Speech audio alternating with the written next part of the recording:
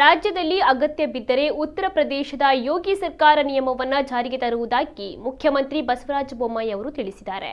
ರಾಜ್ಯದಲ್ಲಿ ಬಿಜೆಪಿ ಸರ್ಕಾರ ಅಧಿಕಾರಕ್ಕೆ ಬಂದು ಇಂದಿಗೆ 3 ವರ್ಷ ತುಂಬುತ್ತಾ ಇರುವ ಸಂದರ್ಭದಲ್ಲಿ ವಿಧಾನಸೌಧದ ಬ್ಯಾಂಕ್ವೆಟ್ ಹಾಲ್ನಲ್ಲಿ ಸಂಪುಟ ಸಹೋದ್ಯೋಗಿಗಳ ಜೊತೆ ಸುದ್ದಿಗೋಷ್ಠಿಯನ್ನು ನಡೆಸಿದ ಸಿಎಂ ಬೊಮ್ಮಾಯಿ ಅವರು ದಕ್ಷಿಣ ಕನ್ನಡ ಜಿಲ್ಲೆಯ ಸುಳ್ಯ ತಾಲೂಕಿನ ಬೆಳ್ಳಾರೆಯಲ್ಲಿ ನಿನ್ನೆ ಹತ್ಯೆಗೀಡಾದ ಬಿಜೆಪಿ ಯುವ ಮುಖಂಡ ಪ್ರವೀಣ್ ಹತ್ಯೆ ಪ್ರಕರಣ ಕುರಿತು ವಿಶೇಷವಾಗಿ ಮಾತನಾಡಿದರು.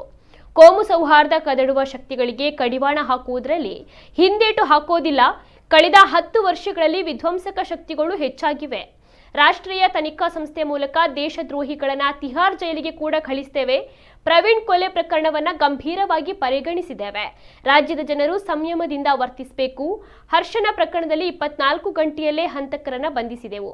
ಪ್ರವೀಣ್ ಪ್ರಕರಣದಲ್ಲಿ ಮಾತು ಕೊಡಲ್ಲ, ಮಾಡಿ ತೋರಿಸ್ತೇವೆ ಅಂತ ಹೇಳಿದ್ರು. ಅಗತ್ಯ ಬಿದ್ದರೆ ರಾಜ್ಯದಲ್ಲಿ ಉತ್ತರ ಪ್ರದೇಶದ ಯೋಗಿ ಮಾದರಿ ನಿಯಮವನ್ನು ಜಾರಿಗೆ ತರ್ತೇವೆ. ಗಲಭೆ ಸೃಷ್ಟಿಸಲೆಂದೇ ಸಂಘಟನೆಗಳು ಹುಟ್ಟಿಕೊಂಡಿವೆ. ಪ್ರವೀಣ್ ಕೊಲೆ ಪ್ರಕರಣವನ್ನು ಸರ್ಕಾರ ಗಂಭೀರವಾಗಿ ತೆಗೆದುಕೊಂಡಿದೆ. ಇನ್ನು ಹಂತಕರ ಪತ್ತೆಗೆ 5 ತಂಡ ರಚನೆ ಮಾಡಲಾಗಿದ್ದು ಕೇರಳಕ್ಕೂ ಹೋಗಿ ಕಾರ್ಯಾಚರಣೆ ಮಾಡಲಾಗ್ತಾ ಇದೆ. ಕಾನೂನು ಸುವ್ಯವಸ್ಥೆ ಕಾಪಾಡುವಲ್ಲಿ ರಾಜಿ ಇಲ್ಲ ಅಂತ ಹೇಳಿದರು. ಪ್ರವೀಣ್ ಅವರ ಒಂದು ಕೊಲೆ ಪ್ರಕರಣವನ್ನು ಕೂಡ ಬಹಳ ಗಂಭೀರವಾಗಿ ನಾವು ತೆಗೆದುಕೊಂಡಿದ್ದೇವೆ. ಈಗಾಗಲೇ ಅದರ ಕಾರ್ಯಾಚರಣೆಯನ್ನು ಮಾಡ್ತಾ 5 ಟೀಮ್ ಮಾಡಿ ಕೇರಳಕ್ಕೂ ಕಳಿಸಿ ಆ ಕೆಲಸವನ್ನು ಮಾಡ್ತಾ ಇದ್ದಾರೆ. ಅದರ ಯಾವ ರೀತಿ ಹರ್ಷನ ಕೊಲೆಯಲ್ಲಿ ಕೂಡಲೇ ದಸ್ತಗಿರಿ ಆಯಿತು, ಅದೇ ರೀತಿ ಇಲ್ಲಿನೂ ಆಗ್ತಿರೋವಂಥ ಎಲ್ಲ ವಿಶ್ವಾಸ ನಮಗಿದೆ. ಕಾನೂನು ಸುವ್ಯವಸ್ಥೆ ನಾವು ಕಾಪಾಡಲು ಯಾವುದೇ ರೀತಿಯ ರಾಜಿಯನ್ನು ಮಾಡೋದಿಲ್ಲ. ಯಾವುದೇ ದುಶ್ಶಕ್ತಿಗಳು, ಸಮಾಜದ್ರೋಹ ಶಕ್ತಿಗಳು, ಕೋಮುವನ್ನು ಕದಲುವಂಥ ಆರ್ಗನೈಸ್ಡ್ ಕ್ರೈಮ್ ಏನಿದೆ ಇದರ ವಿರುದ್ಧ ಒಂದು ದೊಡ್ಡ ಸಮರವನ್ನೇ ಸಾರಿದ್ದೇವೆ. ಬರುವಂಥ ದಿನಗಳಲ್ಲಿ ಅದರ ಪರಿಣಾಮಗಳು ಜನರಿಗೆ ಗೊತ್ತಾಗ್ತದೆ.